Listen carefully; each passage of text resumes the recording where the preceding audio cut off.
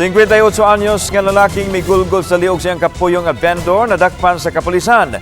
Samtang estudyante nga nitabang sa biktima gipangita karon sa kapulisan aron pasidunggan sa gipakita nining kaaghop sa taong nagkinahanglan. Ano yung report? Mao kini ang video nga na-secure sa kapulisan sa natubong krimen sa may Usmeña Boulevard, Dakbayan sa Sugbo. Makita ang babae nga naglingkod sa asira samtang namaligya. Taod-taod, miabot ang lalaking suspek nga mibira sa ulo sa biktima ug daw may gihimo sa liog niini.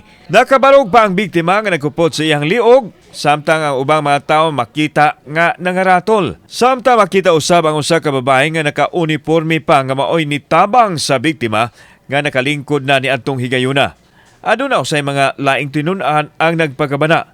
Ang biktima nadala sa tambalanan ug ana karon sa talandugon nga kahimtang.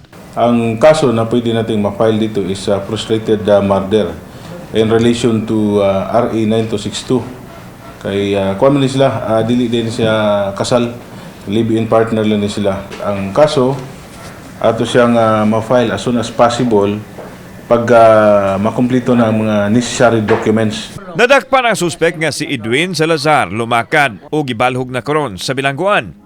Iyang giangko ng krimen tungod sa gibati niyang pangabubho. Human siya makasakop sa biktima nga nitanaw kuno og laing lalaki. Sangko sa langit ang iyang pagmahay apan ulahina sanglit pasakaan siya og kaso sa kapulisan. Nabos na po ito, umitan sa pagsinos pa nga itong pagsinulog, sinyasay man silang gagot. Pagmahay ito sa pagmahay. Anang nabuhat.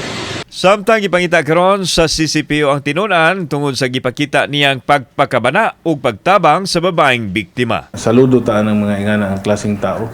Tungod kay diha dayon, gipakita gid nila ilahang kanang pagiging sincero ba nga mutabang gyud sa atong mga kababayan at ipapangita sa amo ang investigador sa Station 9 para at least matagaan nato tugkuan. Commendation. Kauban si Clover Lumaya, kako si Alan Domingo.